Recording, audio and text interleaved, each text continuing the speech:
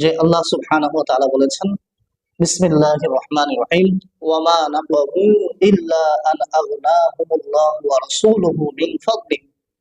এই আয়াতের এতটুকু অংশ আপনাদের অনুবাদ করছে যে তারা কোনো বস্তুকে অপছন্দ করতে পারেনি, তবে আল্লাহ এবং তার রসূল তাদেরকে নিজের দয়ায় ধনী করেছেন।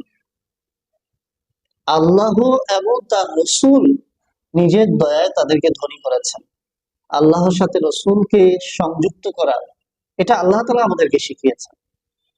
যে তাদেরকে কে ধনী করেছে, তাদেরকে কে মুখাপেক্ষী করেছে, আল্লাহ তাআলা এবং তার রসূল করেছেন।